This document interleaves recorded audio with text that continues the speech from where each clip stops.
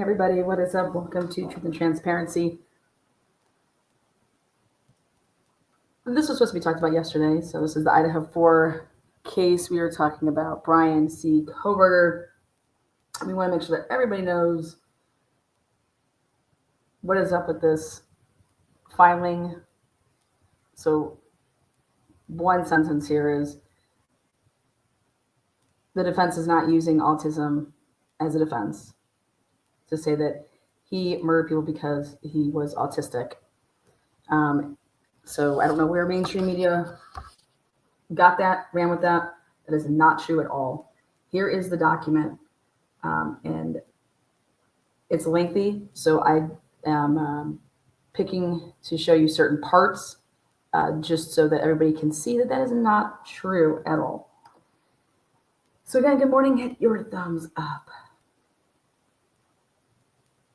The audio shouldn't be going in and out. It should be good. So good morning, everybody. What's up? What's up? What's up? Zoom in right here. I mean, it's right in the first sentence. How mainstream media gets this wrong, they don't, unless you're not reading. Bryan Kohberger, by and through his attorneys of record, hereby moves this court to strike the death penalty as a sentence option. In his case, because Mr. Kohberger's autism spectrum disorder reduces his culpability, negates the retribution and deterrent purposes of capital punishment, and exposes him to the unacceptable risk that he will be wrongfully convicted and sentenced to death. It's right there that he would be wrongfully convicted. In making this motion, Mr. Kohberger relies on his, how about this? Let's say that mainstream media was just like, let's hear what the conclusions say.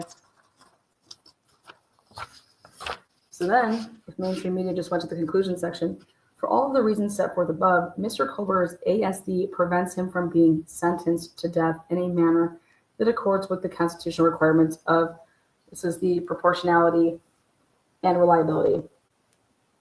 Like juveniles and people with disabilities, he is insufficiently culpable to be sentenced to death. The aims of deterrence and retribution will not be satisfied by his execution, and he faces an unacceptable risk, in quotes, that the death penalty will be imposed in spite of factors which may call for a lesser severe penalty. As such, the death penalty must be struck as a possible sentence in this case. Where does that say that Bryan Kohberger's defense is that he has he's autistic, he has autism, and that's why he killed 4 people? I don't see that anywhere there. Do you guys? Now, what Ann Taylor wanted to point out, first of all, Bryan Kohberger was sought and he was seen by a doctor. And so everybody was asking about, oh my God, Bryan's washing his hands, Bryan's doing all these things. I want to point this out. For many people with ASD, this manifests in compulsive behavior that cannot be easily controlled by rational thinking. For Bryan Kohberger, since childhood, Mr. Kohberger has exhibited compulsions around hand washing and other cleaning behaviors. In this doctor's affidavit, it goes into like obviously everything about Bryan Kohberger because this Dr. Orr saw Bryan. And so bits and pieces of the affidavit were incorporated in the motion. Bryan Kohberger, according to this doctor, and it aligns with the disability disorder, difficult recognizing and understanding abstract language, sarcasm, and irony. Although Mr. Kohberger has strong verbal abilities, he failed to recognize multiple idioms during Dr. Orr's evaluation. That's at Exhibit A at 11 is the affidavit and reports that they put in with this motion.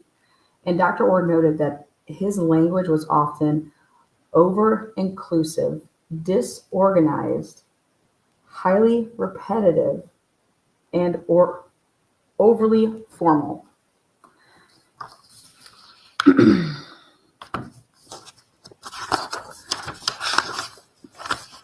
My takeaway from reading this in its entirety,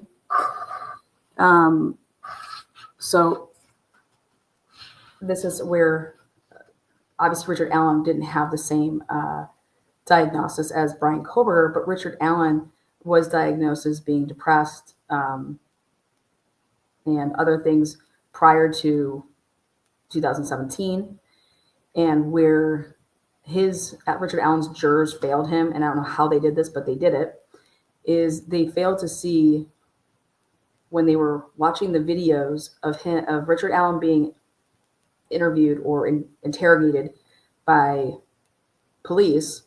Richard Allen was a completely different person.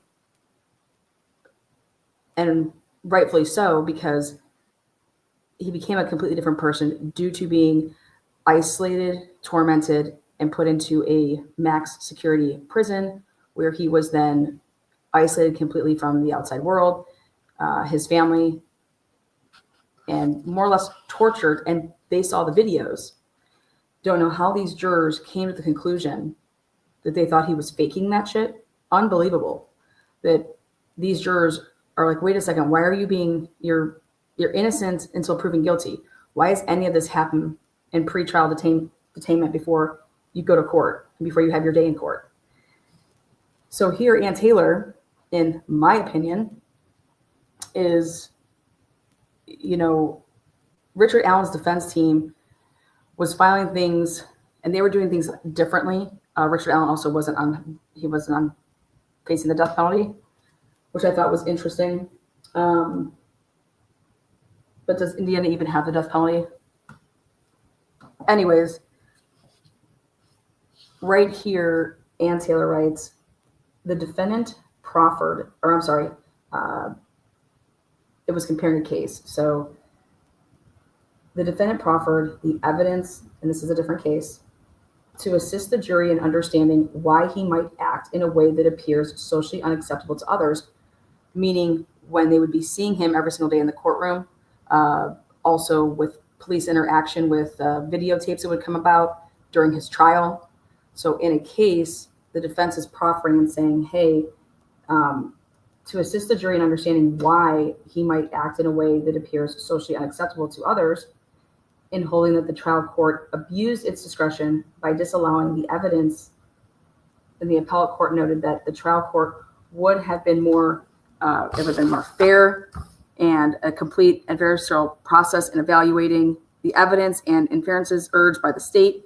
Jurors were aware that the defendant's mental disability prevents him from viewing the world as others do in terms of acceptable social interactions.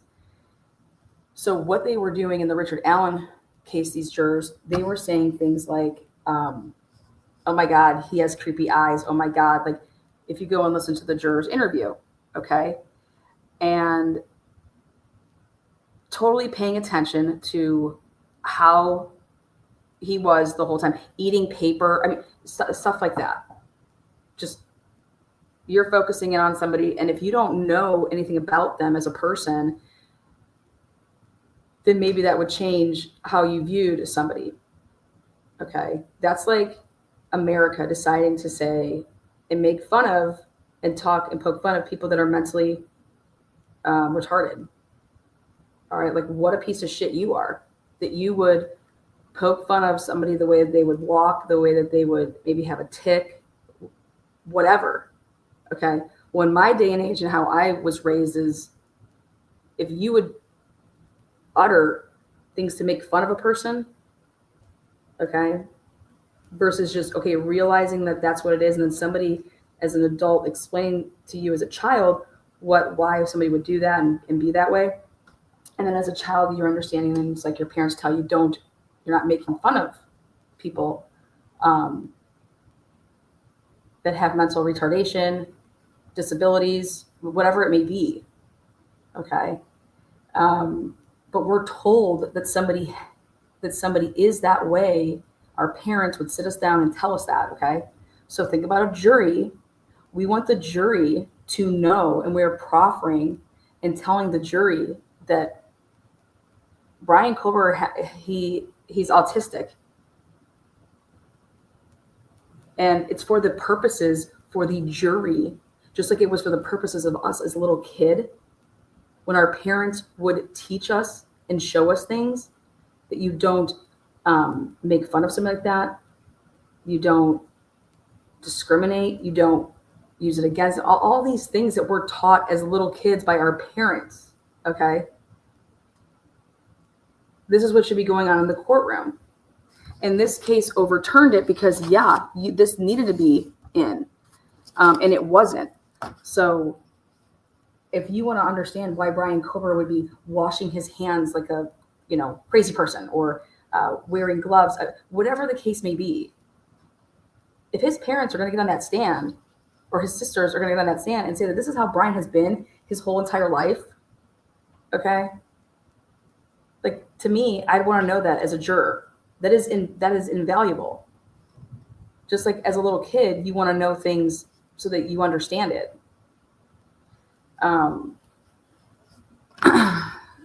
So in this case, the interaction between ASD and the death penalty has gained recent attention with cases of Robertson, an autistic man sentenced to death in Texas for the alleged murder of his daughter. In addition to challenging the scientific flaws underpinning his daughter's diagnosis of shaken baby syndrome, Mr. Robertson argued that his ASD contributed to his wrongful conviction because law enforcement misinterpreted his flat effect during the tragedy as evidence of guilt. So now think about this. When you have your boyfriend or your girlfriend and you break up with them, or they break up with you, or they don't, hey, that person didn't even seem to care that I broke up with them, or how anybody would react to something in life, and you're just like, wow, like that's just totally not normal. Like, who can not normal? Like, everyone here, like, not normal. Exactly. Okay. But we should find out why somebody didn't, like Scott Peterson. People say the way that Scott Peterson behaved is not normal, right? Is not normal. I think Scott Peterson should be tested across the board for tons of shit. But somebody behaving to something that you would say is not normal, you'd want to find out as to why. Is there any reason why that person was flat when you just told them, X, Y, and Z? So, then it would make sense. It would make sense to me. Like, I would want to know if somebody had a disability as to why their mannerisms or whatever it may be, that somebody's about to show me something. So, for example, let's talk about the pulling over of Bryan Kohberger in his vehicle with his dad. And everyone talks about how long he paused before he began to talk. Okay. That's actually part of that disability.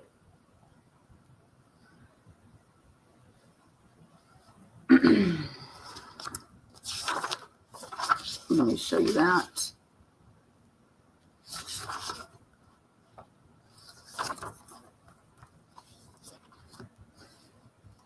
A person with ASD, so let's say that Bryan Kohberger wants to take the stand.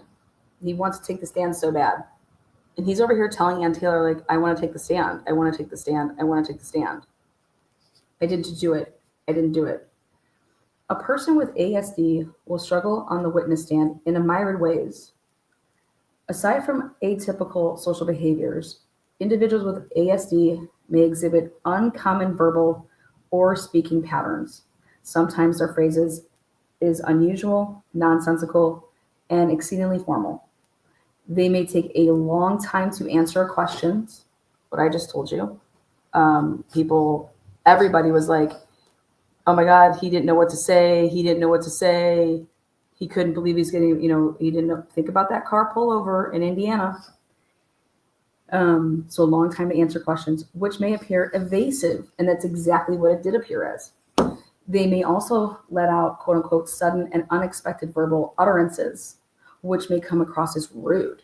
Oh, think about that. That's everything that what these people were saying about him. These girls, people that were in his class, right? They may also misinterpret or nitpick questions asked of them during questioning or cross-examination. For instance, defendants may fail to pick up on cues which signal the end of a line of questioning or attempt to shift the conversation to a topic of their interest. Such behaviors may be misunderstood as the defendant being, quote unquote, cagey or unwilling to discuss a particular area or answer questions.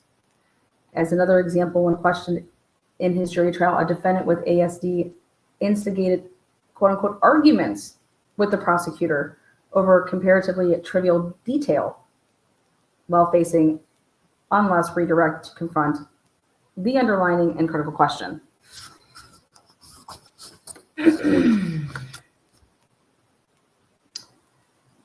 Due to the deficits associated with ASD, a defendant like Mr. Kohberger is just as likely as someone with intellectual disability to make a poor witness. Mr. Kohberger's speech is awkward, both in its content and delivery. As Dr. Orr observed, his tone and cadence are abnormal. His interactions lack fluidity, and his language is often over-inclusive, disorganized, highly repetitive, and oddly formal. He is highly distracted by sounds or activity occurring around him, and he frequently looks from side to side to monitor his peripherals. So instead of like using your peripheral vision, he's like looking. He like will move his head.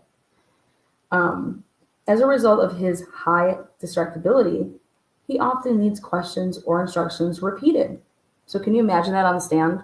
Can you repeat the question? That will come across as, I need to think of something. I need to think of something, stalling. He frequently shifts his the topics back to himself, even when it's inappropriate. So remember, everybody's like, oh, he's got to be the smartest guy in the room. He's all about himself. He talks about himself. It's all about him. Okay. It's interesting to hear what people have allegedly said about this kid, and then to hear, okay, well, wow, he has autism. So that's interesting. Like now looking back at all the different things that has been alleged by people that say that they know him.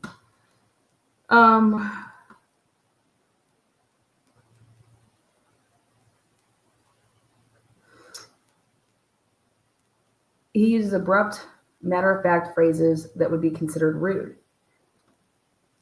He carries on about topics in a circular manner. He'd make a great prosecutor then. These symptoms of Mr. Kohberger's ASD will alienate him from the jury and significantly hamper his ability to make a pervasive showing of innocence or see that big word there, or, depending on whatever stage you're talking about, or mitigation. Now,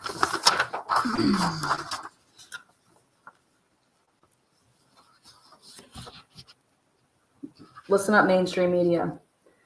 Though an investigation, so the New York Times ran an article alleging that Mr. Kohberger made female students at Washington State University feel, quote unquote, uncomfortable.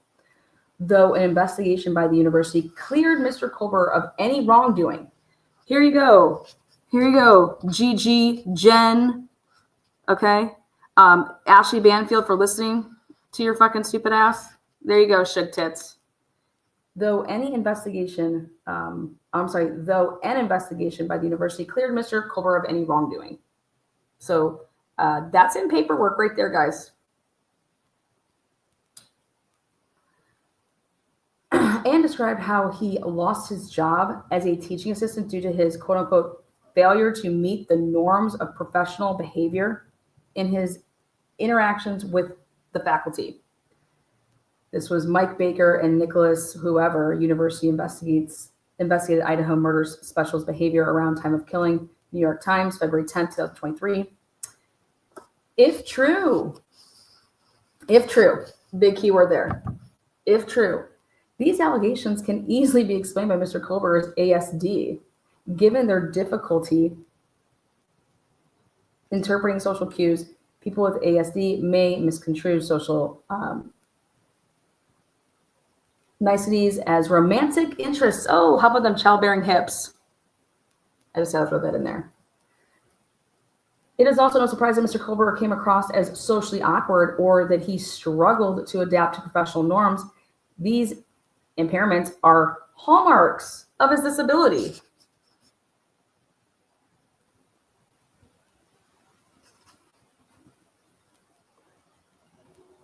There we go. Julianne says that was definitely the case when the female stopped him running the red at the intersection, as so many considered it rude. Yep, I didn't think it was either.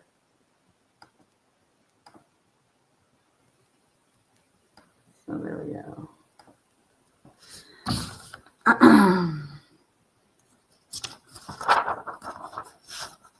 This is where Ann Taylor just goes to town here. Ann Taylor's like, okay.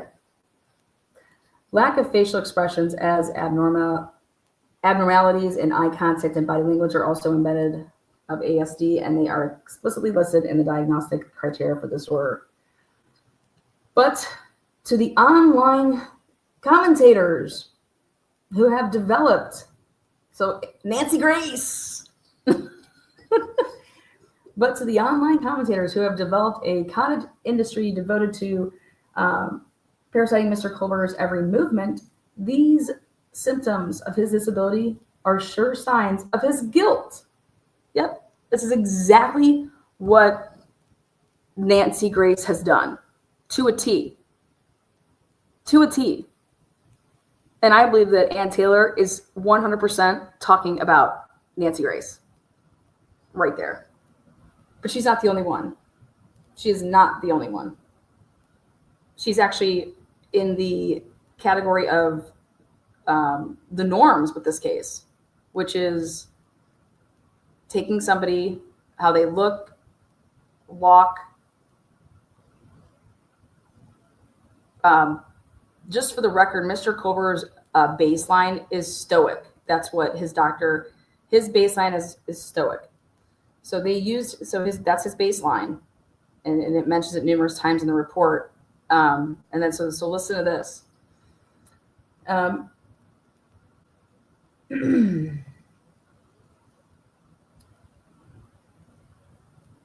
One video, quote unquote, analyzing Mr. Kohberger's body language, which has received over 1 million views, infers guilt from his deadpan look and, in quotes, robotic-like walk, end quotes, posting that his facial expressions and body language prove he is a murderous incel.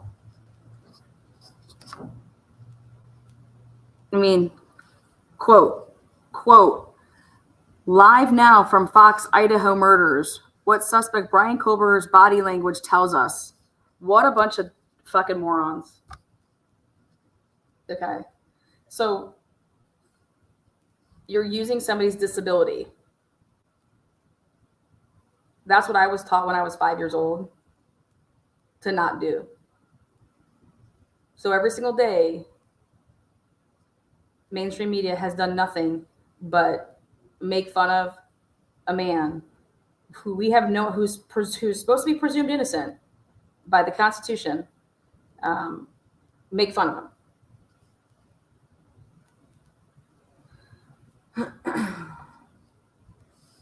That's the YouTube video. 1 million. A similar video viewed over 350,000 times. Here we go. They're going to just... I'm based Mr. Kohberger, in quotes, for his glare, end quote, and, in quotes, blank empty stare, his cold iceness. What? his intense expression, and his lack of facial effect. Law and Crime. Another big media, big hit media name right there. You don't see Truth and Transparency, you see Fox, Law and Crime, Cold Iceness, Ann Taylor calling out the big dogs, not little YouTube channels, not people with brains.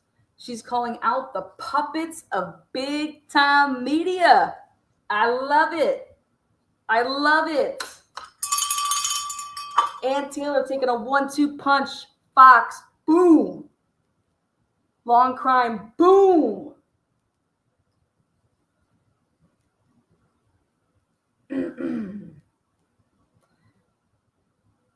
Look at me. Love it. Love it. This is me reading and making my notes. Call out. Fucking love it. It's the truth. It's the absolute truth. That is no different, in my opinion, than saying a guy is black in the 1960s and the 1970s and associating a black person and then all these crazy names behind it. Okay? It's disgusting. It's sick.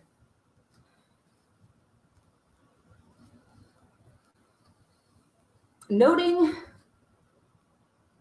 the rigidity of his posture and his apparent lack of emotion, the New York Post described Mr. Kohberger as showing, quote unquote, a level of calm most comparable to infamous, holy shit, assassin Lee Harvey Oswald. That's funny because you didn't even know who that was. Just wow. I said, look at me, stupid. What a stupid fucking comment. Stupid. Accused Idaho killer Bryan Kohberger's body language compared to Lee Harvey Oswald. What a bunch of fucking morons. Ann Taylor just calling out the New York Post. A headline from the U.S. Sun says it is all, quote unquote, look of a killer. Idaho suspect Bryan Kohberger's psychopathic stare entering court hides chilling emotions, says body language expert. What do you want him to do? Smile as he's walking in there? Act like fucking Lori Vallow? I mean, just so stupid. Stupid. These widely viewed and highly prejudicial media reports, draped in the language of expertise and analysis, demonize Mr. Kohberger for his disability. That is sick when you think about it. That is sick.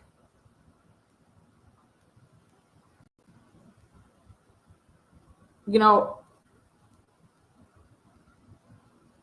why can't we ever just talk about the facts?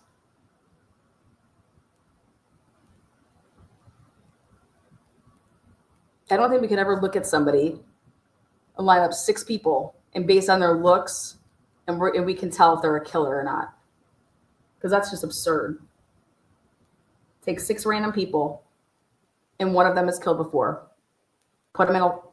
Just stand them up all next to each other, and let's all pick out who we think killed before. In an environment so tainted by rampant and vitriolic conjecture, it is impossible for Mr. Kohberger to receive the individualized sentencing determination, including full and careful consideration of mitigating evidence that the Constitution demands whenever the state seeks to extinguish a human life.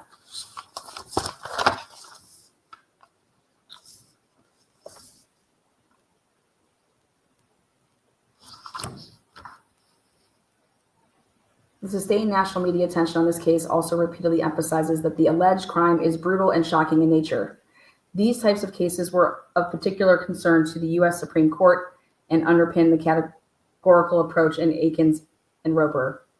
An unacceptable likelihood exists that the brutality or cold-blooded nature of any particular crime would overpower mitigating arguments based on youth as a matter of course, even where the juvenile offender's objectivity, immaturity, vulnerability, and lack of true depravity should require a sentence lesser or severe than death.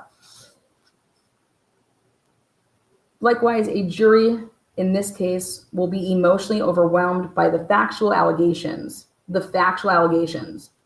That would be that 4 people were stabbed to death. That is a fact. And simultaneously looking at a defendant who appears to be emotionally uninvested and unmoved and who cannot persuasively testify in his own defense. Persuasively testify.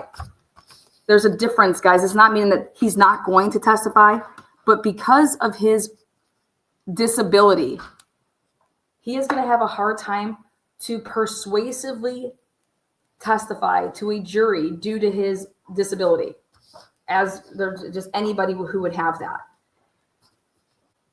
There is little doubt that this reality will overpower any mitigating arguments based on ASD as a matter of course, amounting to an unconstitutional risk that Mr. Kohberger, on account of his disability, will be unreliably convicted and sentenced to death. Unreliably convicted. Again, so I have no idea how mainstream media, who has a ton of money, and they go through and they get to pick supposedly from cream of the crop. They cannot read documents, and first of all, they can't read them. They can't comprehend them, and then they come out and report on them falsely. And yet, mainstream media continues to pay people nice wages to more or less. You can pick if you think that they just come out and lie to us, if they're just not educated, if they just don't care, or if they are pure pawns, and you're going to do and tell the world what we tell you to say. Okay. It is of importance that this would have been filed when they did the whole death penalty as a reason to strike it. Okay. Because what it's being used for mostly is to strike the death penalty. It is in no way, shape, or form being used to say Mr. Kohberger has a defense that he killed 4 people because he's autistic. That is absolutely fucking absurd. If anybody could read this document and possibly come to that conclusion, you should be fired. You should go flip fucking burgers. And I don't even think McDonald's would hire your ass. This court addressed the reality that evidence of mental illness is often a double-edged sword. I love it. They use Hitler's own fucking ruling, all right, from the death penalty shit that came out. In its November 20th, 2024 memorandum decision and order on the death penalty motions, hearing order of the death penalty motions. Hitler citing Henry. The court denied Mr. Kohberger's motion to strike the propensity aggravator on the grounds that, quote unquote, double-edged evidence is dealt with through instructions on the mitigation side, not through striking an aggravator. Order on death penalty motion at 19. However, the United States Supreme Court overruled Henry in Adkins, which is being cited all through this motion, and explicitly held that the double-edged nature of intelligence disability evidence is one reason why defendants with intellectual disabilities cannot be sentenced to death in accordance with the 8th and 14th Amendments. And I'm saying, oh, Hitler. Oh, Hitler. Now, let's talk about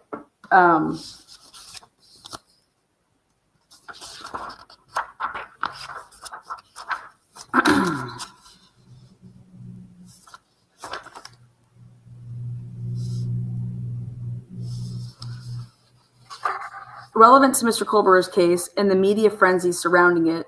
Heightened media attention on ASD-associated crimes has raised public alarm over the possible link between an autism diagnosis and violent behaviors.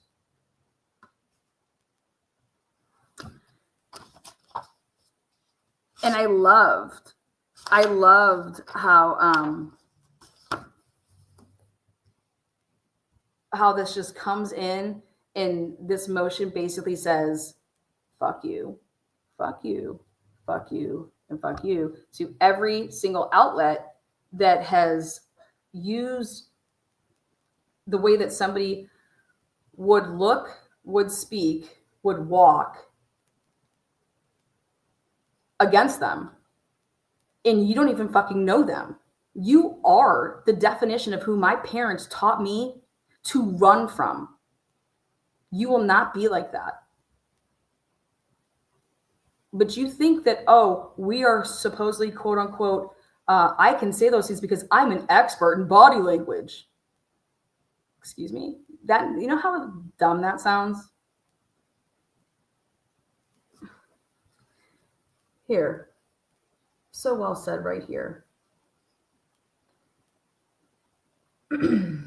Subtle indicators of ASD can be just as damaging and damning for capital defendants, if not more so. Inability to make and maintain eye contact is a common symptom of ASD, which can be mistakenly interpreted as guilt or shame. Due to their difficulty recognizing the emotions of others, people with ASD may make facial expressions that are awkward and incongruent with the tone of the proceedings.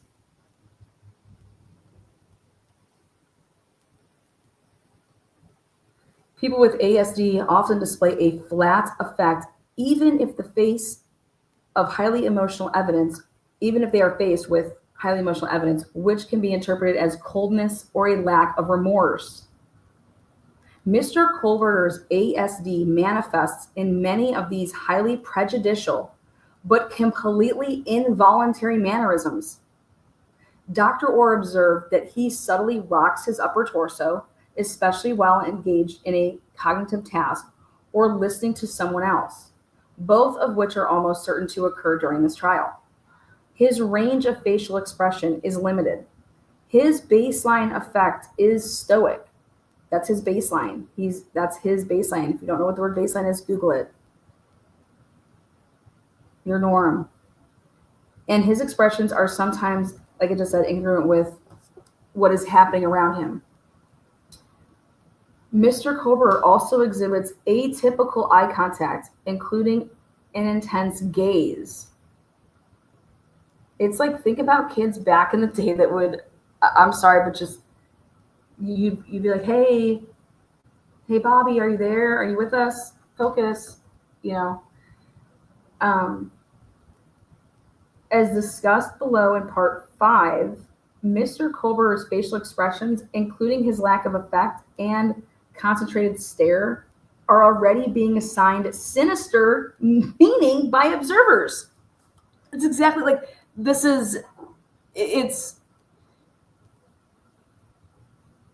it's truly troubling. And because it looks like that mainstream media has literally hired nothing but bullies, and that they just are mouthpieces and speak out because we need to push an agenda, because we are who we are as that big time media. And this is who and what we stand for.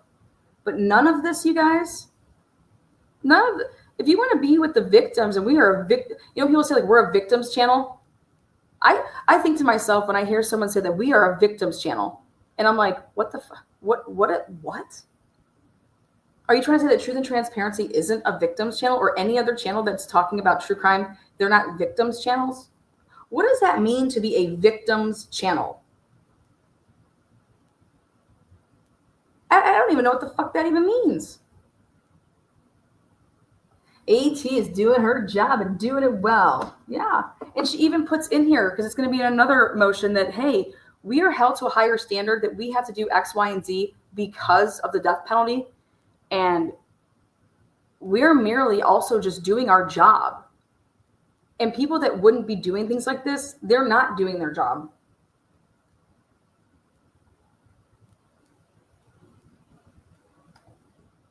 Lana, thank you for giving a hoot and taking a stand to clean up her mess. She's a terrible person for doing what she's doing, Nancy Grace. Yeah, well, it's wild. I feel like a victim after listening to Nancy. Yeah. I just don't understand when someone says that we're a victims channel or that we're about the victims. Well, then if you're about the victims and then you should be a truth channel. Being about the victims is about the truth. Don't you think anybody that has died at the hands of any type of criminal act by somebody else wants the truth to come out? Do you think that somebody that has been a victim and was murdered and is dead due to somebody else would ever want somebody that did not commit the crime against them to go to prison? So I don't know what it means to be a victims channel. I don't have to say that. When you have to say that you're a victims channel and then you bash people, then that doesn't make any sense to me.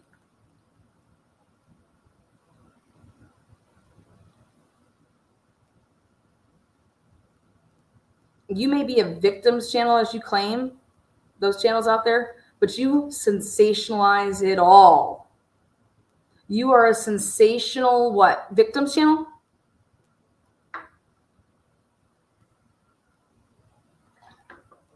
It's laughable. It's absolutely laughable. This is absurd. I am disgusted with using health in any aspect of this case. You have no idea what law means. That's what all this is about.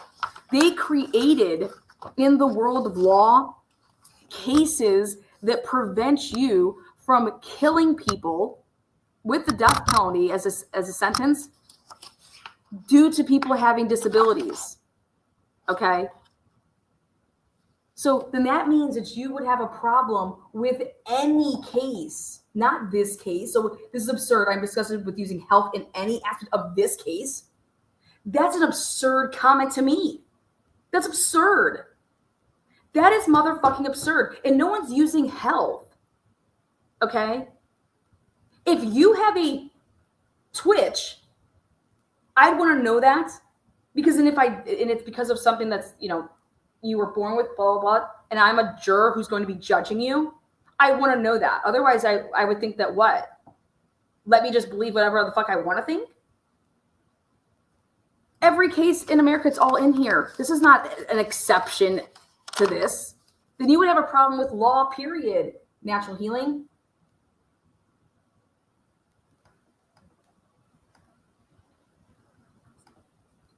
Yes, Lana gives a hoot. She doesn't pollute the public with BS. Exactly. You can't have it both ways, but the law is the law. And the law are because of cases that have preceded the case that we would be talking about. But to sit here and think that Ann Taylor came out to the world and said, hey, we're going to use autism as our defense, get the fuck out of here. Ann Taylor has come out and claimed Bryan is innocent. Bryan maintains his innocence. He's never confessed to anything. And this is a highly circumstantial case, if not entirely circumstantial.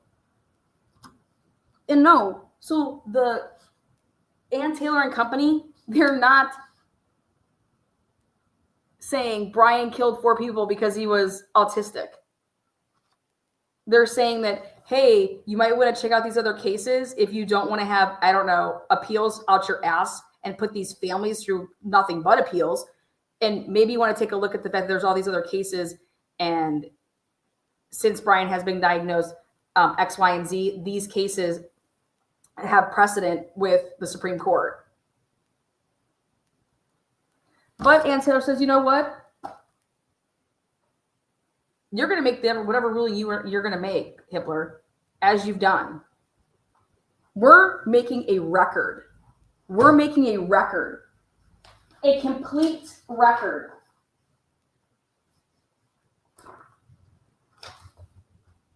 And in conclusion of that complete record,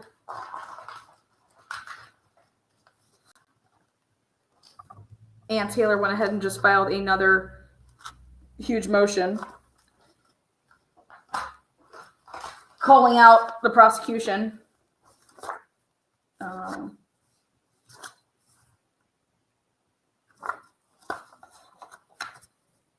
Let's see.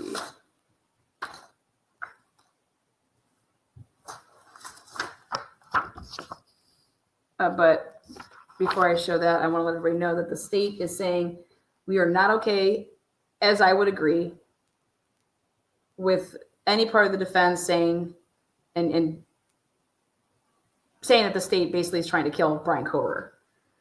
So they just want these statements not to happen in the courtroom. And I would agree. I don't think, just like I don't think that they should be calling Bryan Kohberger a murder. I don't think that they should be saying that the state wants to, that's just my take.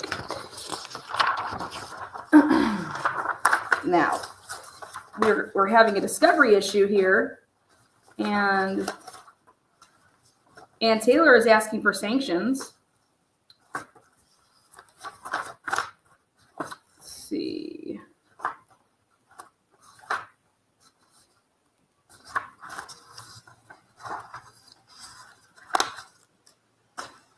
There we go.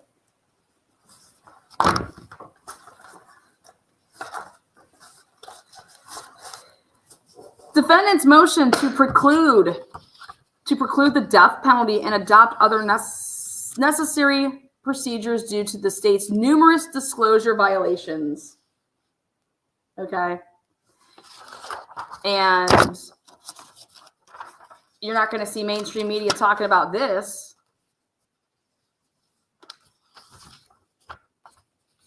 And the first sentence, it's saying, hey, your scheduling order of this court, the state has failed to provide expert disclosures that are specific enough to understand what testimony and discovery it intends to rely on, depriving Mr. Kohberger of the ability to conduct independent review and investigation of that evidence that it will rely on.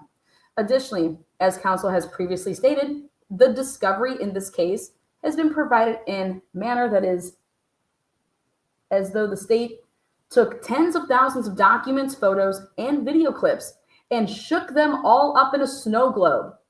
You guys see this? This is fucking tits. Tits.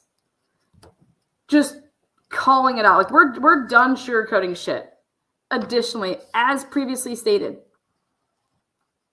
the discovery in this case, okay, has been provided in a manner that is if the state took tens of thousands of documents, photos, and video clips and just shook them up in a snow globe, while defense counsel has made Herculean efforts to review the discovery provided, there is no possible way that all of the discovery, which is equivalent to 68,000 copies of the encyclopedia, can be reviewed prior to the trial date. Indeed, a defense expert informed counsel it would require 3 additional years to review all of the discovery from the 67 electronic devices. And this is why this is important. This is why people say, and there's rules to games. So in the game of law, and you're going to trial, you have to disclose your experts and what they're going to be used for, these experts, what they're going to be relying on, and what their opinions are. Okay, so if you're going to have somebody like a digital forensic expert who is going to show that Dylan and Bethany were their movements and that they were home and that Dylan says, where she says that she was, all these things, right? You would then provide your report, which is your opinion, and then how you got to it, which is the information that you used. May it be the cell right extraction, pages 67 through 100. Those are all the text messages, let's say. Then I went to page 1,400, and this is the from Dylan's phone, and this is her GPS locations, and we use that. Like, it's, if you're going to present stuff to a jury, right? You should know, if you're the expert that's called upon in this case, you would know how you're going to present your information, right? Right. So do you guys understand in this case that there has been no disclosures as to what any forensic phone, like digital expert, is going to say and show in this case? This is all this is a fucking circumstantial case, and this would be everything in it. How is this possible? How is this possible, Hitler? You have all these deadlines. So there's these 68 electronic devices and digital data alone. By providing discovery in this manner, the state is failing to comply with the obligations under Brady. These cases require the prosecution to provide exculpatory and impeachment information to the defense, including any information that would tend to mitigate the punishment, even if it's not constitutionally material, in a manner, because it's a death penalty case. There's extra things that even the prosecution has to do. As discussed in this motion, in cases with enormous amounts of electronic data, the prosecution does not meet the standard by providing discovery in a manner that effectively buries exculpatory, impeachment, and mitigating information. And what you are held to in cases like this is this discovery, the discovery that has been provided includes more than 13,000 photographs, more than 15,000 video clips from businesses, and more than 8,000 video clips from residents. It also includes more than 60 plus digital devices and digital data and search warrant data, including cell phones and laptops from Mr. Kohberger, the victims, alternate suspects, and various other individuals who knew the victims. While the state has had access to many dozens or even hundreds of detectives and investigators from multiple law enforcement agencies, including the FBI, in addition to the use of expensive AI and technological programs to facilitate production and review of this massive amount of discovery, the defense team consists of 3 attorneys, a mitigating specialist, and 3 investigators. There is no way, even though the greatest of due diligence, that the defense can independently review all of this discovery. By just like, here you go, it's like, great, awesome. But what are you guys relying on? Because we're going to start there. But guess what you're also supposed to do, which I did not know until actually reading this motion, that there's actually specific language. And so take a look at this. In providing discovery, the state has not provided in a searchable format, which is one of the requirements, in a searchable format, has not provided detailed logs and indexes that would facilitate the defense's review of the evidence, and has not provided an index of Brady evidence or evidence that may be relevant to the defense. And this is something that you have to actually do. Additionally, the court set an expert disclosure deadline that passed more than 1 month ago. While the defense complied, the state provided vague disclosures and failed to identify opinions that experts would provide or detail the facts and evidence they would rely on. Like, what? You're not just going to be able to get up there on the stand and have an Excel spreadsheet talking about this, that, and the other. And are you out of your mind? Where did you get this information from? What are you relying on?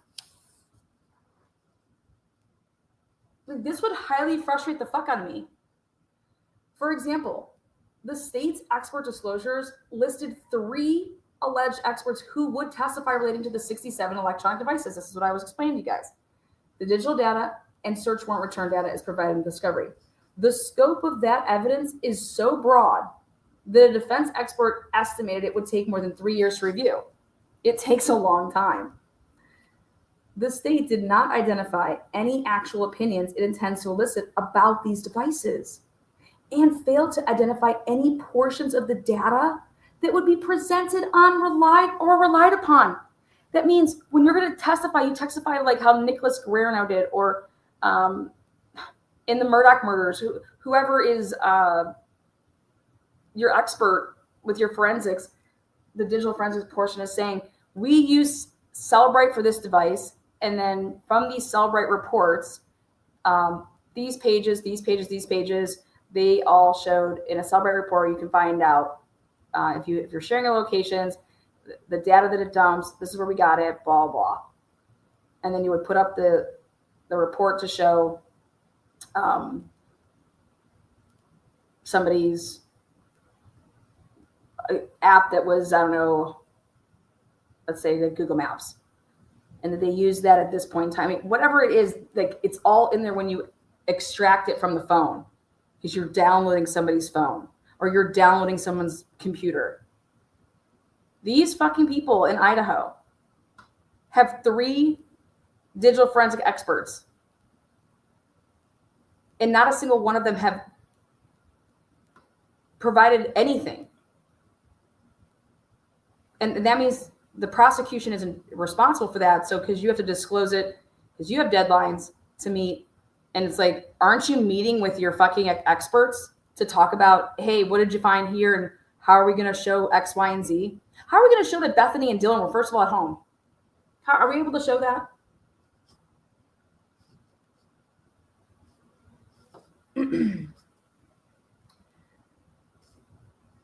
Well, after the disclosure deadline, the state turned over a report stating that examinations of the devices are ongoing, which only heightens the prejudice.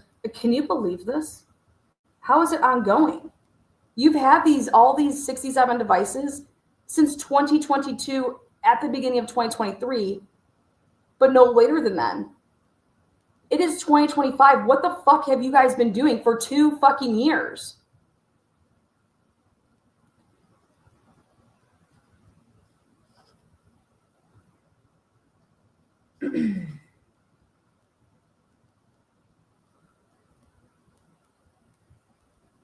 This is only one of many disclosures in which the state failed to identify what opinion the expert would testify to and failed to point to specific evidence or discovery that would be relied upon.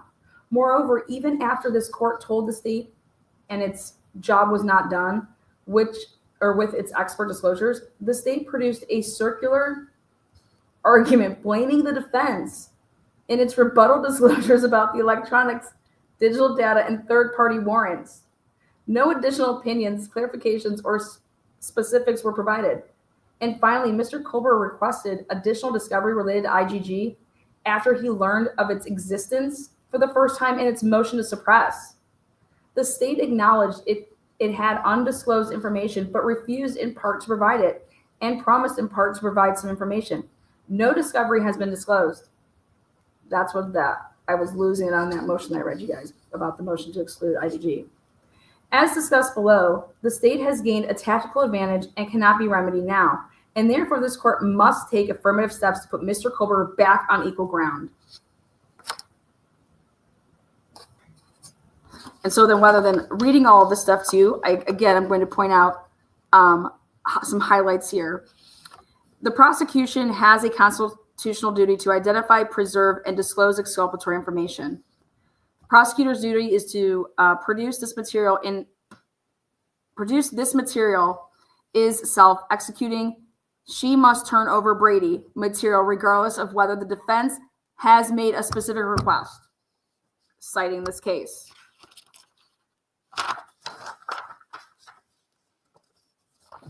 B, the state suppresses exculpatory evidence when it does not timely disclose the evidence. And that's what they're saying here, is that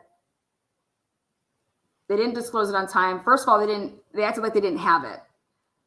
Then now it came out that they did have it, and they only found out that the state had it due to questioning Mr. fucking Gamet on the stand when he's then talking about, Autism and Idaho State Police, they would have had our stuff when we did the whole bidding. That's when they got all of our information on how we operate, which makes total fucking sense, because how else would you get the bid?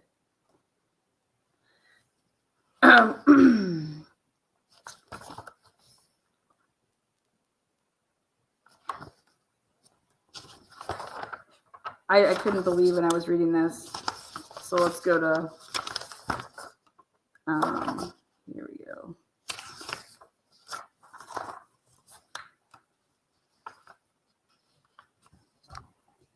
This is this is what you have to do. In the context of vast electronic records, even the circuit courts that have adopted the most narrow approach to a prosecutor's Brady obligations have held that the government must do more than simply produce the context of these devices. And then cites in the United States versus Skilling,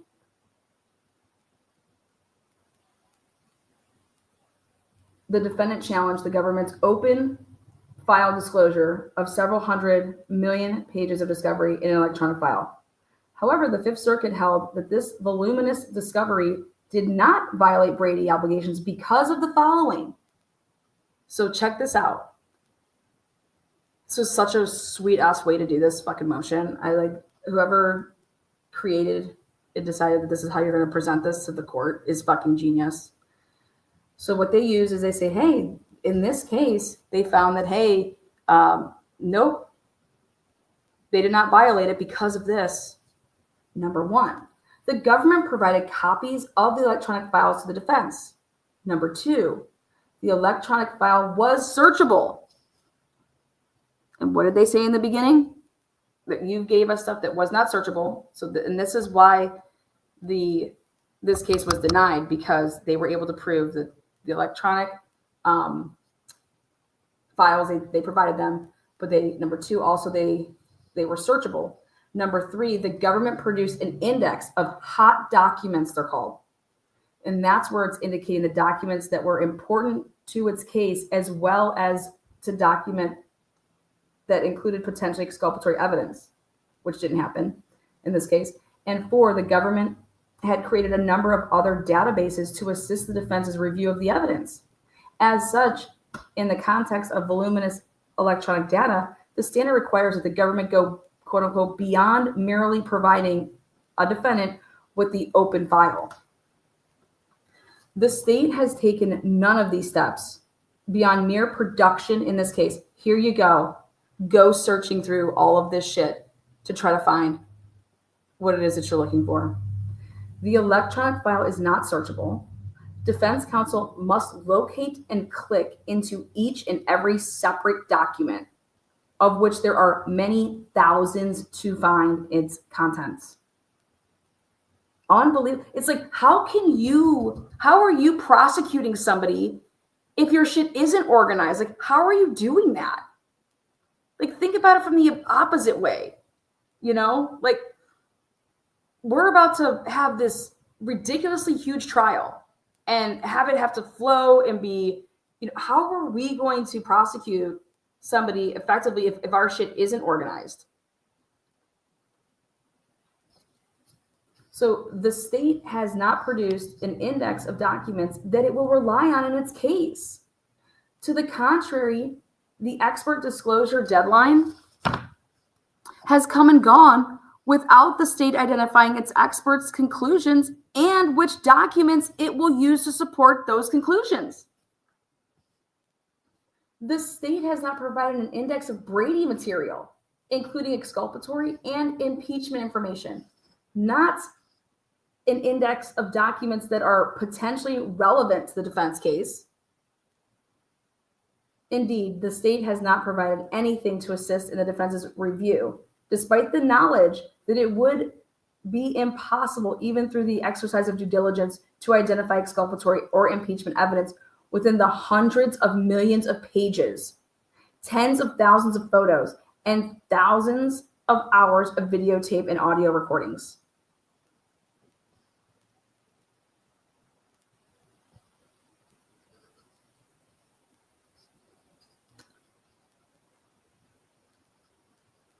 And I'm thinking about this and I'm just like, I want to reverse this thought process. And if I'm the prosecutors, I know exactly what I'm going to be relying upon to use in this case to get a successful conviction.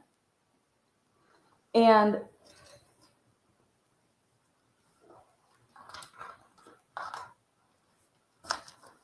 so how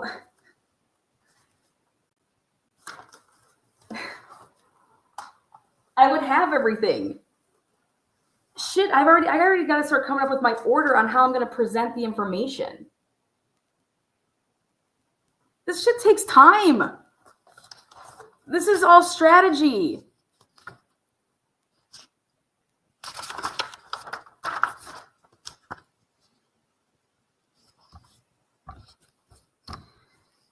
For most of the devices in this case, okay, so for most devices, no specific report has been produced. For some devices, for most devices, no specific report has been produced. That probably means because they haven't even downloaded the phone. Okay. For some devices, Axiom is used, and for some, Cellbrite is used. The software produced between the two different results for the same device. And it happens, okay? It usually happens if stuff's deleted, all right? Each device results are also, it can happen when if I do the download with Cellbrite first and then use Axiom, or vice versa. It has been testified to that when you keep doing things, powering things on, download, you're going to lose data. So each device results in an enormous volume of information to sift through. A single cell phone often produces more than 10,000 pages. Yeah, Jennifer Drake's produced 45,000 pages, just her cell phone alone that I went through. This is because modern, and that was just the 45,000 pages was just of her text messaging, SMS, anything that was like text. This is because modern electronic devices, including cell phones, have the capacity to store vast amounts of highly personal information.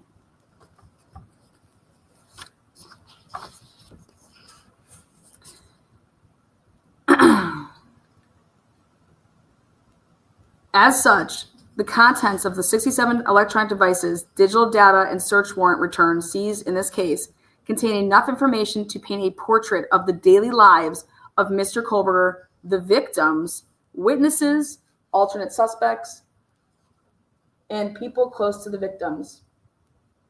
This is why Mr. Gonsalves is saying, yep, a lot of skeletons are going to be coming out of a lot of people's closets. Given that the state's case is almost entirely circumstantial, and Taylor is saying this. So please wake up, America. All right. This evidence, this overwhelming evidence of Bryan Kohberger's guilt. All right. You do not see this in filings. Given that the state's case is almost entirely circumstantial, patterns of evidence that emerge out of these devices may be key to the jury's consideration of guilt or innocence, as it should be. What's going to be coming out of these phones? Shit, the text message alone, the 911 call alone. If you can seriously sit in your couch and think to yourself, there is nothing wrong with those two situations, then I have pity for you. I pity you. I pity you. There is no way that you would need a lot of explanations as to what the fuck, okay? And where those explanations are going to come from is in the form of the digital evidence, the forensic evidence of all these mofos' phones.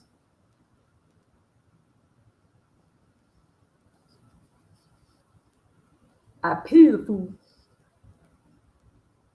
Regardless of the state's ultimate conclusions about whom to prosecute, regardless, this is why it's amazing, because that's how it should be looked at. Regardless on who the fuck you decide to prosecute in this case, withholding knowledge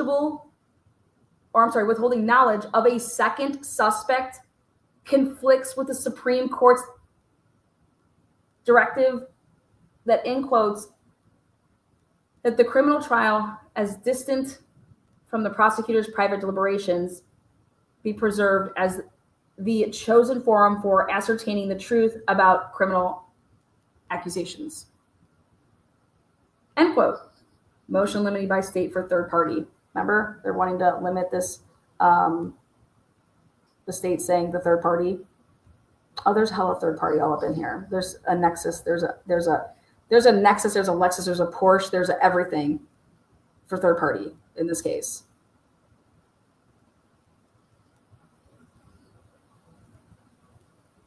Withholding knowledge of a second suspect. So interesting that they would say that. Regardless of the state's ultimate conclusions about whom to prosecute, withholding knowledge of a second suspect conflicts with the Supreme Court's. This all goes above it.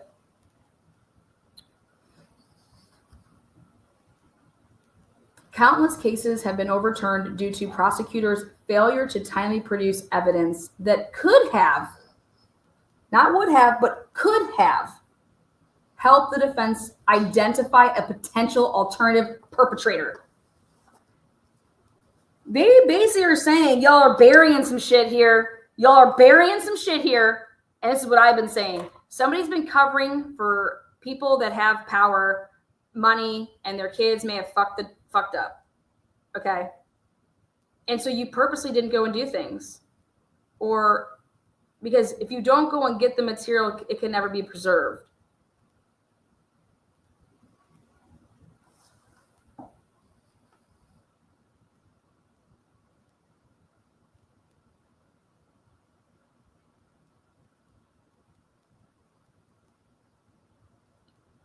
And this is the example that's given.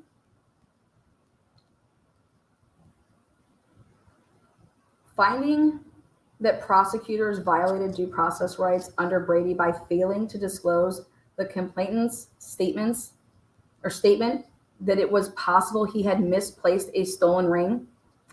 Finding that prosecutors violated Brady obligations by failing to disclose to bank robber defendant fact that other nearby banks had been robbed after her arrest, and that a woman had been detained with uncannily similar physical descriptions. Failing to disclose that.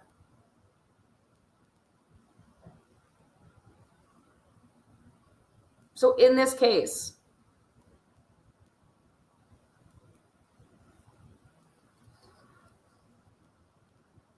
holding that despite eyewitness identification of a defendant, prosecutors violated Brady by failing to disclose to the defense evidence of a potential alternative perpetrator with a similar appearance.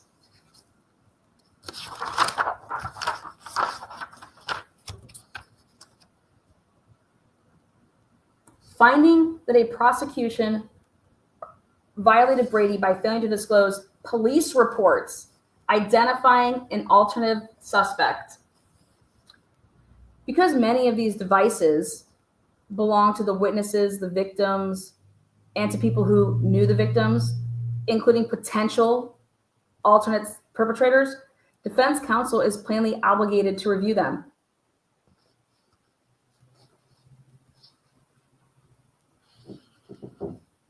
So we've had these phones, you guys, these 67 devices, right? But we haven't run reports on them. That's exactly what happened in Delphi. That's exactly what the fuck happened in Delphi.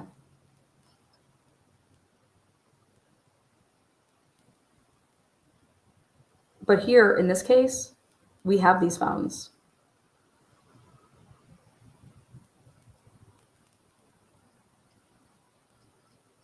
Remember what it just said back a little bit ago? It said there's 67 devices, some with reports, some without reports.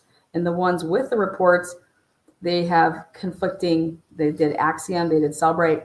But if it doesn't have a report, that means it hasn't been, they didn't, I'm curious to know, what did you do? Did you download these? You just have these devices?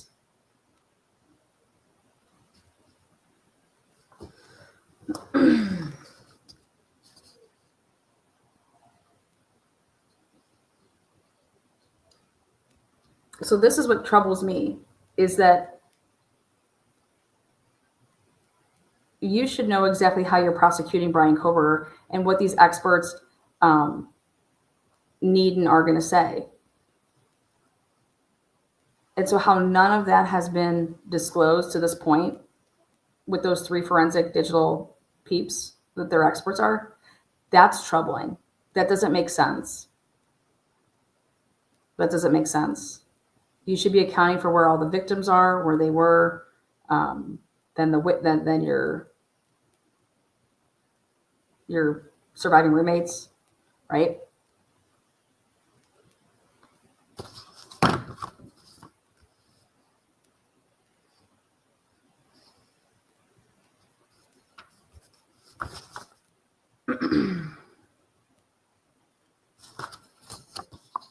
Right here. But the defense cannot reasonably make effective use of voluminous electronic records because the state has not provided them in a detailed or indexed manner. Reviewing and understanding all of the records from these devices, digital data, and search warrant returns alone would require 3 years, even if defense counsel did not look at any other discovery.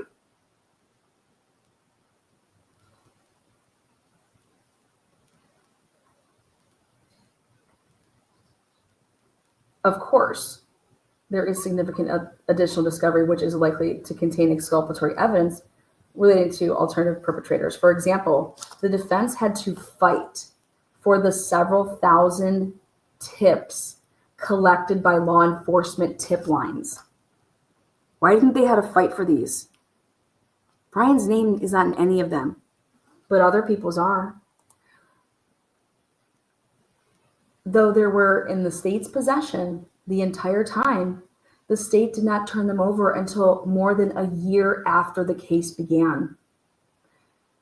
The defense has no way of knowing whether the state intends to rely on or introduce any evidence from those tip lines, and has never received a log of Brady Giglio evidence that the state has identified in the records.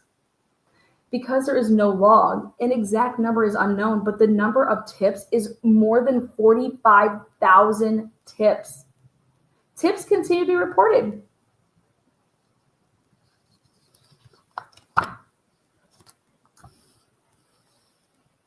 Worse yet, the state apparently intends to rely on this evidence to establish guilt through these 3 different experts, but has not identified what opinions these experts have drawn from the evidence, nor which parts of the voluminous data they are relying on. That defies logic. The state has created a situation where the defense is completely in the dark and cannot mount even a limited investigation into rebutting their experts' testimony, including by identifying impeachment evidence or evidence that contradicts the experts' opinions, because we don't even know their opinions. Rather than cure this deficit, when court told the state that its job was not done with its expert disclosures, the state submitted expert rebuttal disclosures that blamed the defense for its inability to properly disclose expert opinions related to electronics. That is sick. That is so dirty. That is so dirty. They filed their experts. All right, guys, they have to go first. You file your experts. And with those experts are their names and what they're going to be testifying to and what they're going to be saying and what reports and whatever they're going to be relying on to show their opinions based off of the data, based off of the evidence. Then the defense must disclose their experts, okay? And then the defense will have also then rebuttals to their experts, and then the state has then rebuttals to defense experts, okay? To sit and think that the state said, we can't put our rebuttals to their experts and blaming the fact that their experts don't have shit is because your experts don't have shit, but the state is blaming that they can't have rebuttal witnesses because they don't have Ann's team doesn't have experts that have any reports and have any findings. It's because you guys don't have any. It's a domino effect. But the domino doesn't start 3 down. The domino starts at the beginning, you fucking morons.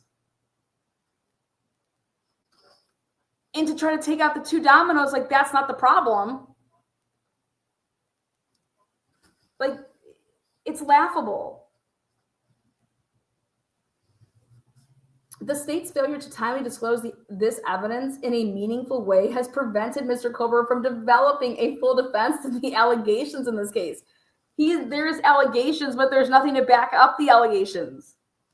As a result, the defense will not have the ability to identify the critical pieces of evidence or conduct necessary follow-up investigation on those pieces the state intends to rely on in the merits phase, like the phase that we're going to trial for.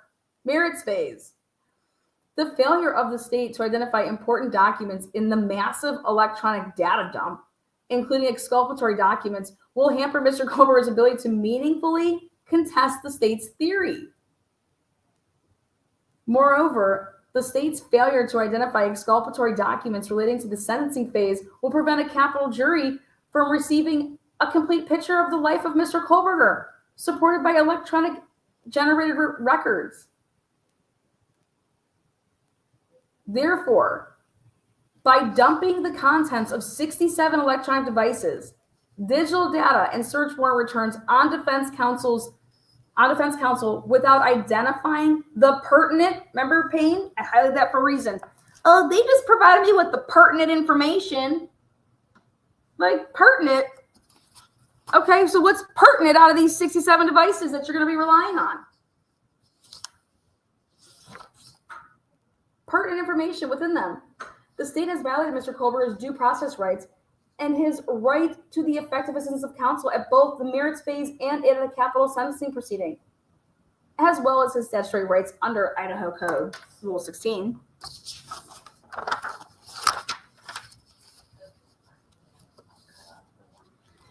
This is a case where the facts are in great dispute, mofos. Just filed March 5th, March 3rd, whatever freaking date it was. This case, where the facts are in great dispute, Mr. Kohberger asserts his innocence. There is no confession. There is no video or audio of the crime. There is no weapon. There is only trace evidence on a movable object, a knife sheath. That is what the defense is telling us that they have. Are we going to ignore it, or are we going to listen to it? Meanwhile, I have a dad that goes on the News Nation and tells me that they have all of this evidence against Mr. Kohberger. And I want to back that dad so bad because, like, I'm sorry, but, like, I can like people and just maybe disagree. You know, you have disagreements with them. I want to back Christy. I want to back Steve. I want to back every single family member because I want justice, right? But we have documents that are stating otherwise, and they're doing so in a way that this isn't. We're not talking about a school shooting where the shooter was caught and handcuffed right then and there and walked out. Okay, that's not what this case is. This case is right here. What is being said right here.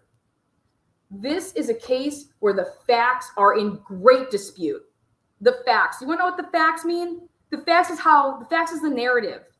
What the facts are. They are in great dispute. They are in great dispute. And this is so important for everybody in America to hear and to see. The defense is not saying that they are going to be combating this case because Bryan's guilty and we're just trying to not get him killed with the death penalty. What we have been told in this case is in great dispute. The facts of this case. And those text messages and that 911 call support that, in my opinion. It supports that. It says whatever we've been told, okay, it ain't the facts.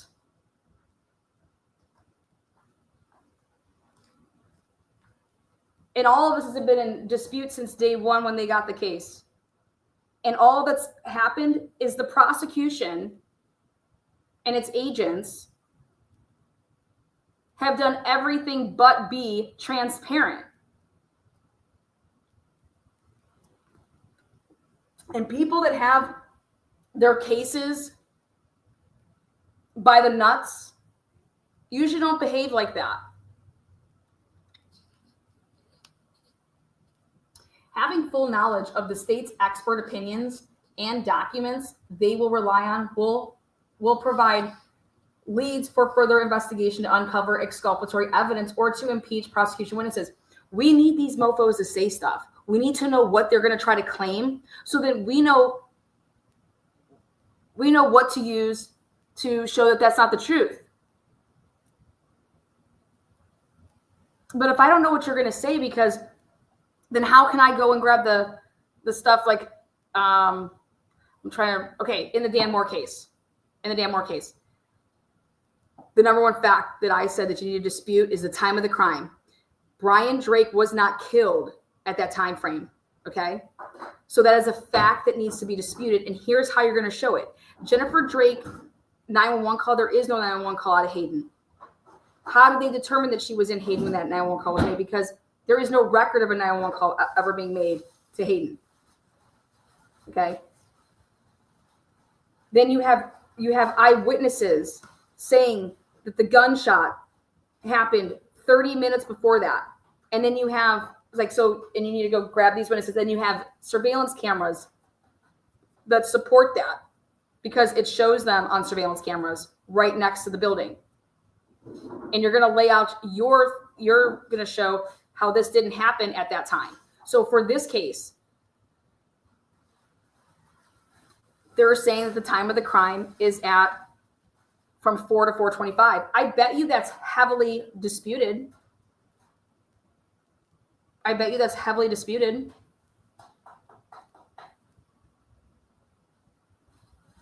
Because they're saying the dog is still barking. The dog barks for another 30 minutes, and then somebody brings the dog inside. So has anything truly even happened yet?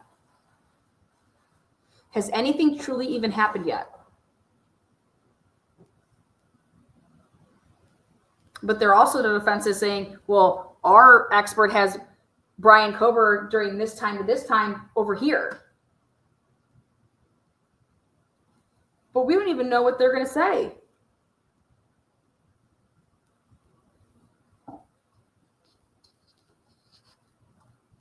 And it's kind of like the Delphi case, okay, where Baldwin was saying, listen, you need to hold the state to their theory. And we're going to show how that theory it's not possible. And they truly try to do that through the phone being played with in terms of earplugs going in, earplugs coming out. Those are human hands with the phone. Enough that it's reasonable doubt, right? But I think in this case, as much as I love Baldwin and Rosie and everything like that, I think that Bryan Kohberger has way more weapons and had them for way longer of a period of time to combat things. And but it's all strategy. I mean, I'm sure Baldwin and Rosie could look back and say that, why didn't we just hammer Brown Logan? We probably could have got that nexus in because the girls were found on his property. That should be the Lexus nexus alone. But again, you're dealing with a corrupt judge.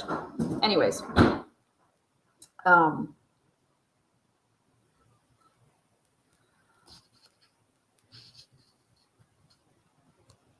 In addition to a complete investigation of every piece of the state's case, counsel is responsible for identifying and considering all legal claims potentially available, even if those claims have consistently lost in that jurisdiction.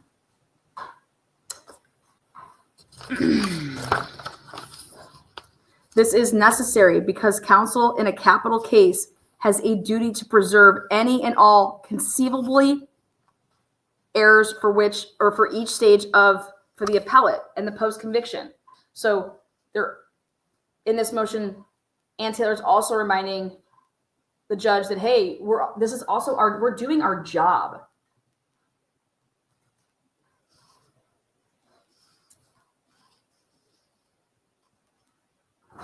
as the non-preservation of an issue at the trial stage may result in a defendant's execution even if reversible error occurred because you didn't preserve it.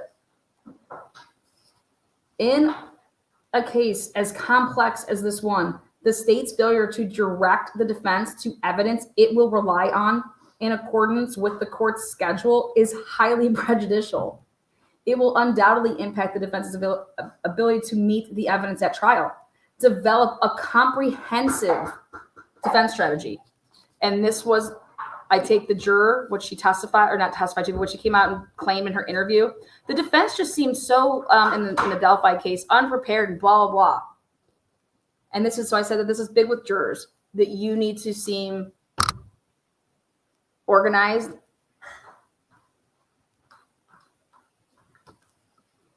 So, and complete all pretrial litigation about admissibility of the evidence.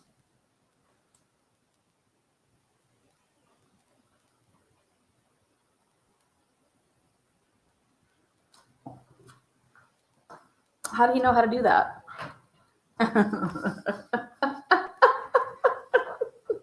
He's premiering himself right now.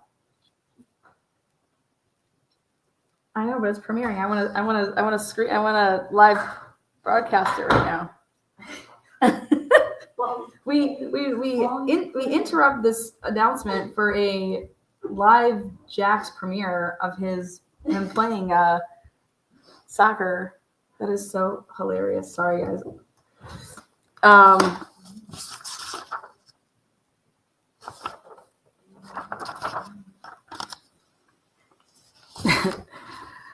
Because the state has failed to satisfy its disclosure obligations in a manner that would enable Mr. Kohberger to further investigate and incorporate exculpatory evidence into his defense for August 2025 trial, Mr. Kohberger will be deprived of a fair trial and the right to effective assistance of counsel if the court does not remedy this situation. Okay, so anybody that wants to say that they're trying to get out of going to trial in August, sit down, bitch. Jesus, read. If they say, hey, remedy it. Remedy if. The if, ands, and does. The court has wide discretion to remedy discovery violations. So the defense is saying the state has violated discovery violations. Boom, here it is. We've shown it so many different ways.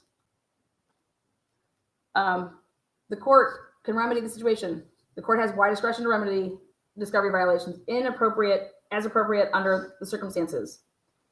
In past cases, courts have entirely dismissed indictments based on discovery violations. But guess what? In this case, we're not asking, Mr. Kohberger is not requesting dismissal of the indictment for these violations, at least at this stage. At least at this stage. At this point, Mr. Kohberger reserves the right to request dismissal if and when the circumstances warrant it. Because 5 months remain, so this is how reasonable the defendant is being, in my opinion. Because 5 months remains before trial, the defense believes there are remedies that this court can order short of dismissing the case that will likely remedy a significant amount of the prejudice. So here we go. How do you remedy it? Number one is to preclude experts and testimony not properly and timely disclosed by the state. Bye-bye.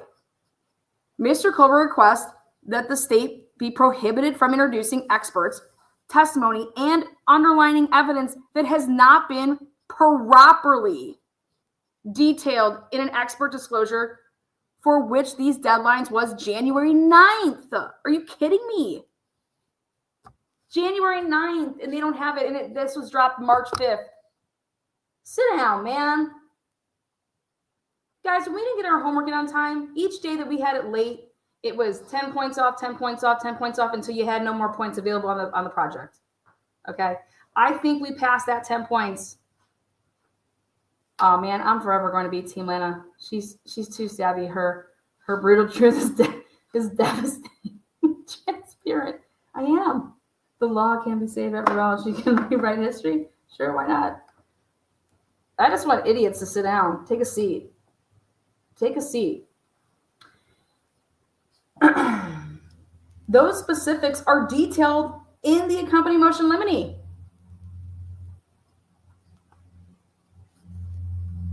Two, you can require the state to provide a hot documents index of information it intends to rely on, as well as Brady-Giglio evidence in accordance with the minimum standards for voluminous electronic discovery. And I have a feeling they're going to say that they just filed this, and we're going to talk about it. They listed off what they are calling,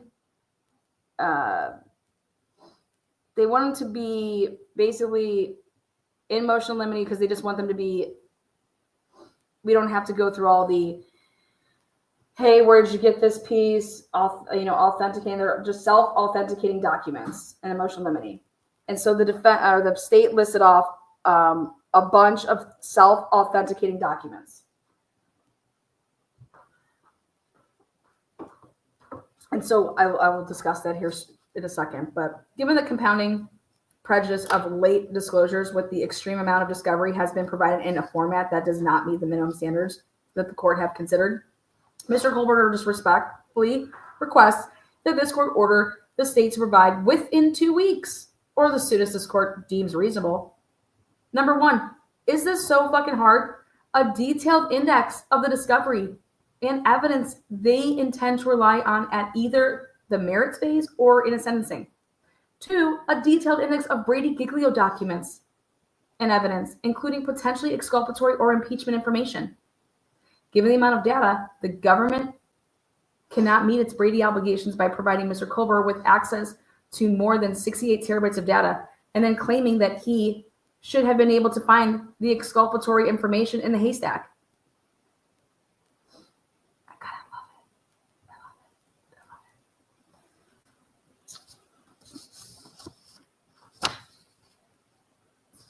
it. We want a location of the documents in a way that makes it easily identifiable by the defense.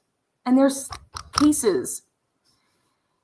As discussed above, evidence pointing to a possible alternate perpetrator or anything refuting the state's theory is bedrock, baby. I can make your bedrock, girl. It's Brady. And it should be included. Moreover, if this proceeds as a death penalty case, Brady material includes any evidence that would tend to mitigate punishment, because that's also your responsibility as the prosecutor. 3, an option here is to preclude the death penalty as a potential sentencing option. We've gone over that.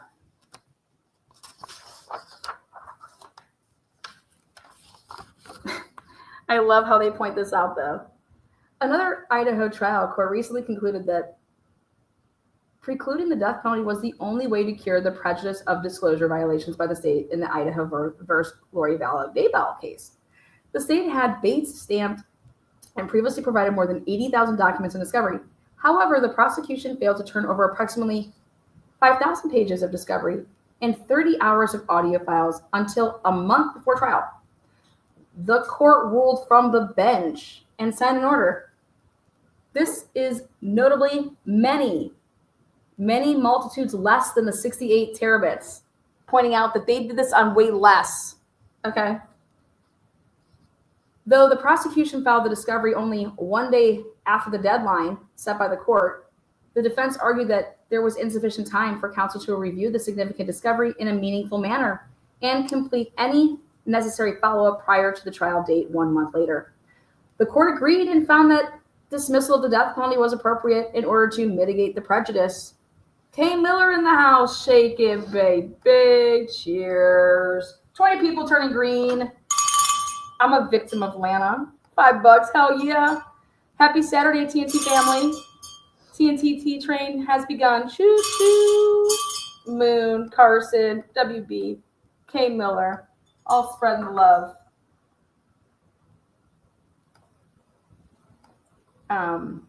Thank you. So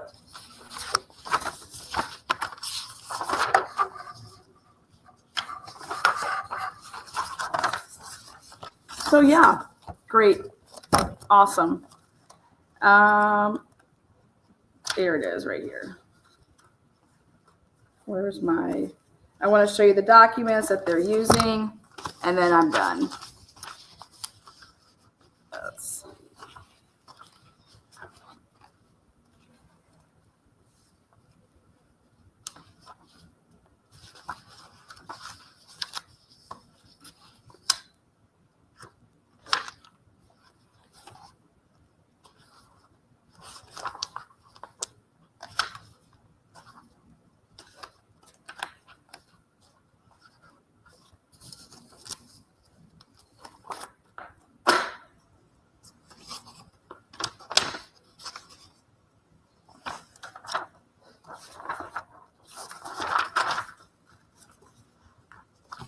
So if you go back to the motion limine, this is what they're talking about.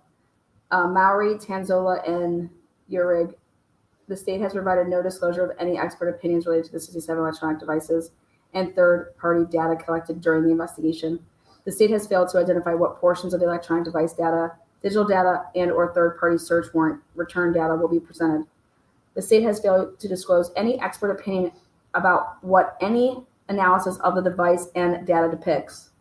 The state has disclosed in discovery a new report stating further examination is taking place of Bryan's computer. That disclosure came well after the state's discovery deadline. The report does not contain any sort of opinion. Recently, the state submitted rebuttal expert disclosures. Repeatedly, the state writes that it cannot provide rebuttal as Mr. Kohberger has not provided information about what his experts may say. The state's disclosure would seem to be the proverbial chicken and egg antidote, except in criminal proceedings, the accused has rights under the United States Constitution and the Idaho Constitution. Court proceedings are rule-bound and presiding judges pronounce deadlines. As such, the state was required to provide expert opinions to which Mr. Kohberger would then review. The state's disclosures remain vague. Mr. Kohberger cannot prepare to confront purported evidence that is undisclosed. The electronic evidence in this case is critical, and the state is impeding the defense from being able to prepare to confront evidence or use evidence in Mr. Kohberger's capital trial. Testimony must be prohibited pursuant to Idaho Criminal Rule 16, Idaho Rules of Evidence, the court's scheduling order, their own order in this case, and Mr. Kohberger's federal for the Constitution.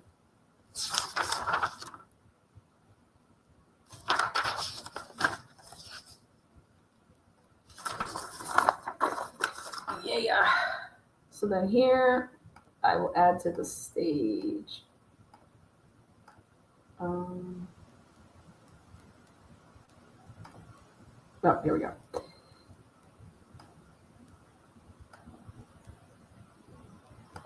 Please stop that. Share this. Here you go. This is what the state has provided. And it's called State's Motion Limine. They want this to be self-authentication of records and reliance.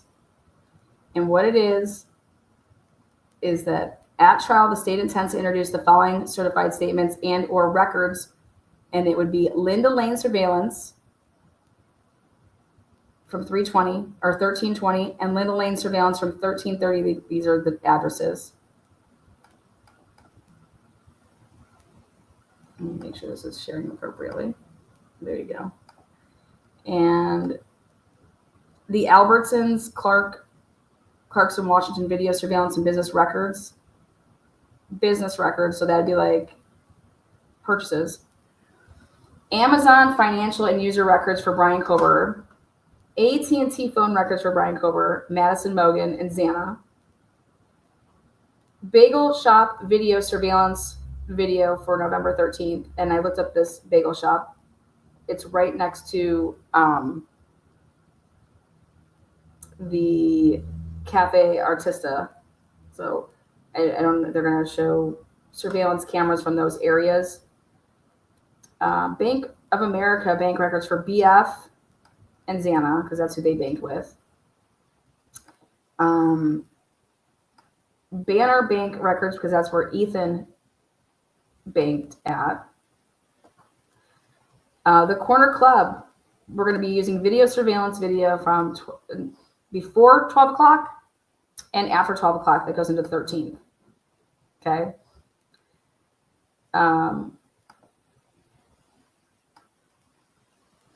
Corner Club financial transactions. So what people purchased. Costco surveillance video from November 13th. So this is when he was over there at Cup of Joe, we're going to use the Costco video. This is all I have to say, guys, about this. They didn't know about Bryan Kohberger's name, and why I don't think that this should be self-authenticating is we want to know when they got these videos. And so I'm hoping to God, and that's why they have to do it this way, is they're trying to prevent a chain of custody, in my opinion, because we want the dates on when you went and got the Costco video, because normally after 30 days, the shit's gone. Okay. So Costco, they didn't arrest Bryan and they didn't have his name. Let's just go with the day of his name, allegedly, is December 19th. Okay. If you went and got Costco video surveillance on, let's say, December 10th, okay, how would that be possible if you did not even know who Bryan Kohberger was? That's a typo by it's saying 4/5/2023. All right. So what's very, very important here is why they're trying to make these self-authenticating is I personally believe that they need to go ham after. No, we want the, like, no. Nope. Happy dance for my Get the Membership. Oh, Big Granny, yay. Cheers. Get yourself a bell, girl.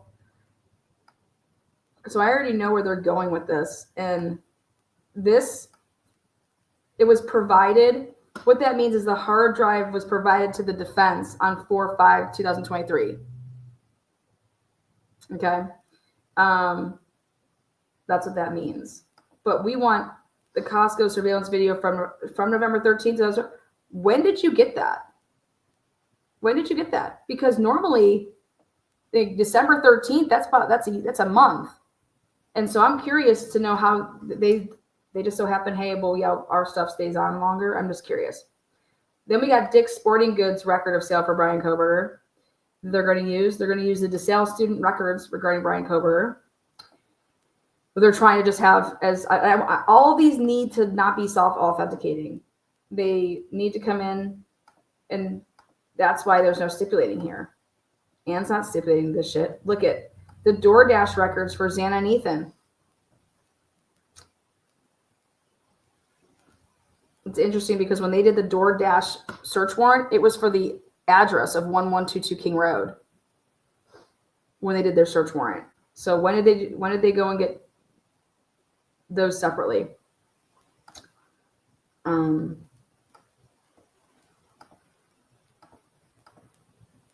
Welcome, new member.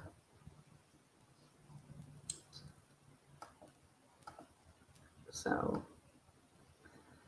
these are early warning records. Go ahead and Google that. It's like for your score, your credit score.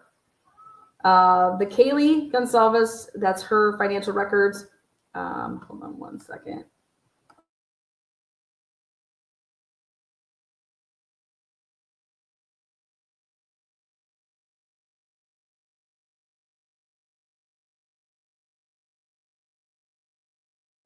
Okay, so let's see.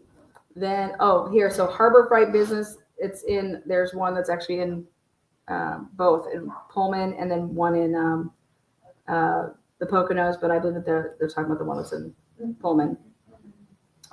How about they want crypto.com? They want to introduce Bryan Kohberger's financial records from Forrest Dax, crypto.com. The grub truck speaks for itself. And when they're saying like hard drive provided on this, that's when they're saying they gave it to the defense, just so you guys know. The Idaho Central Credit Union. the bank records. That's where Maddie had bank records. The Indian Mountain Lake surveillance and records. That's right at the top of Bryan's street, and it's there's two different things associated with that. And I went and looked it up, and you're not going to believe this, but when you go to Indian Mountain Lake surveillance or Indian Mountain Lake, just Google it. That's where I found just a Honda Elantra just chilling, and I put it in a post when I put it on my community page at a couple of days ago, and I had you guys, and I was asking you guys what make and model you thought that was. Just everywhere. White Honda Elantras. Joanne Fabrics financial records. So they want to show, I believe this has to do with Bryan Kohberger purchasing something from Joanne Fabrics, but I don't know. The Latah County Sheriff's Office Deputy Darren Duke body cam video on August 21st, 2022. Then the Latah County Sheriff's Office citation issued, and to show probably his phone, number. Marshall's financial records for Bryan Kohberger. That means Bryan Kohberger has a credit card, is my guess, at Marshall's, because it's Marshall's financial records. So I don't know if he purchased something on a, thank you there. Hanky can't do that. Bye, Bob. Aleshi. And send that shit to Lana. She will spot everything. You know that's right.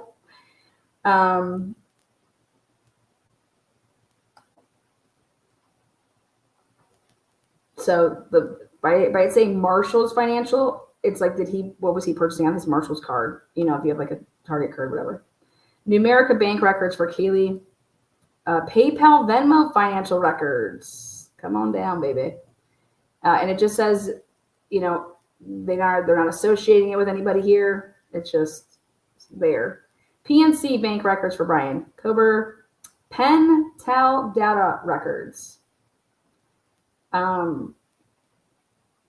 Pennsylvania State Employees Credit Card or Credit Union for Bryan. Petco, this is interesting. Petco financial records for Kaylee. I guess they want to prove that Murphy was hers, and I mean it's interesting that what are they going to show from that? So it should be interesting.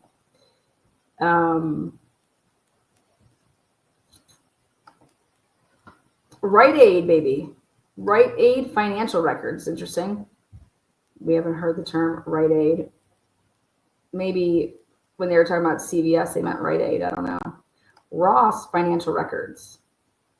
It could also be if Ross is going to show their transactions on a certain day. I guess you didn't technically have to have a Ross card, but for it saying Bryan Kohberger up here for Marshall's, I think that see Marshall's financial records for Bryan. That's differently worded than saying Ross financial records. So that's just going to be like from the date of the receipt that he supposedly had in his apartment. Then they would go to Ross and say, we need all of your purchases on that day. Now, here we go. First time ever mentioned, you guys, the Sunset Mart. This is the surveillance video.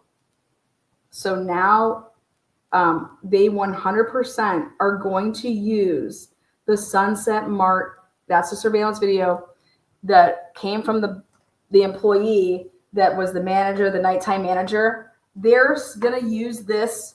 And I did a huge breakdown that there is like this vehicle. You guys know which one, Nancy Grace talking about. Now, who would be up driving at that late hour and flying around? Okay. So it's interesting, but they're also using then the Sunset Mart one from over there on Bishop Boulevard, which is right next to the Jehovah Witness, like all that crap over there, to show that white Honda Elantra. So they're going to check out how crazy this is.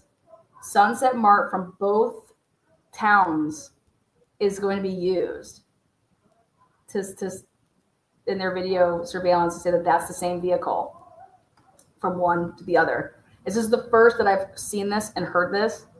I'm so interested to see this. Target financial records. TikTok. We have to show Xana being on TikTok. That's going to be interesting because I believe that TikTok will continuously run on a video and on a loop. So saying that TikTok, that Xana was using it at 412, very interesting. Because what they're going to basically say, I mean, anybody could have technically been using it, but I just know that when I walk away from my phone, if I was looking at TikTok, it will just go over and over and over. It's wild.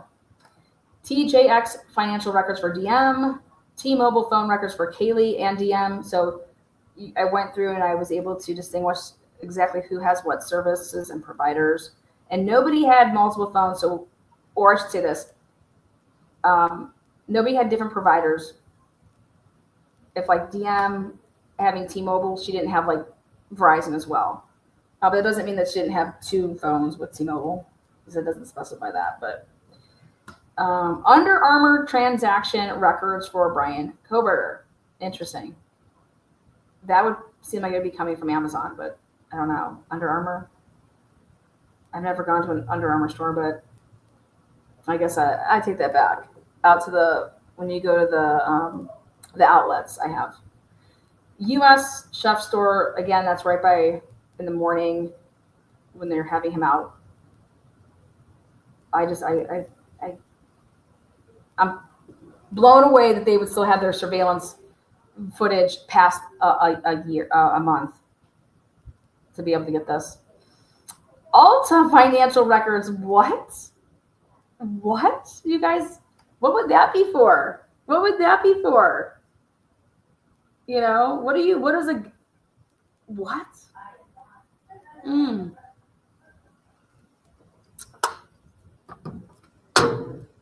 Did these girls have makeup on that they bought from Ulta and it was then on something of Bryan Kohberger's? I mean, what would you need from the Ulta financial records? I mean, that's crazy.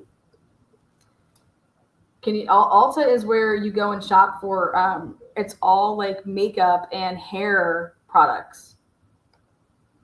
Think about that.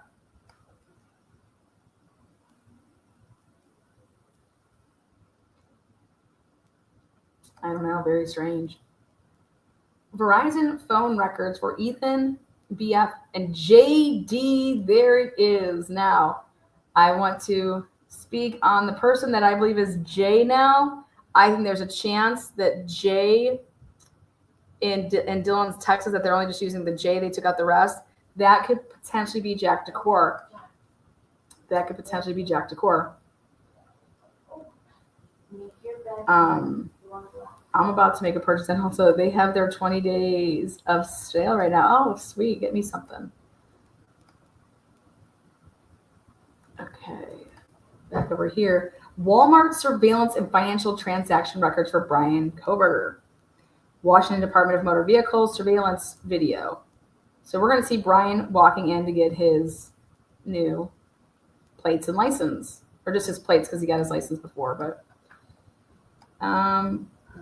Washington Department of Motor Vehicles registration documents for Bryan. Again, Washington Trust Bank records for Bryan. Wells Fargo bank records for Maddie. Winco financial records for Bryan. Winco financial records and video surveillance. For BF, DM, Kaylee, Maddie, and or Xana. Somebody did a bad copycat. Like what? This and or Xana. It's like a Washington State University here. The video surveillance from November 13th. Again, when did you obtain these? Because you wouldn't have been looking at WSU's cameras until the name Bryan Kohberger would surface, in my opinion. And then WSU parking records, ding, ding, ding, to show that when you fill out a parking pass, you have to put down what make and model vehicle you have. So, and so they are trying to just get these all in. And these are the At trial, the state intends to introduce the following certified statements. Certified statements and or records under 803 6 and 803 8. And so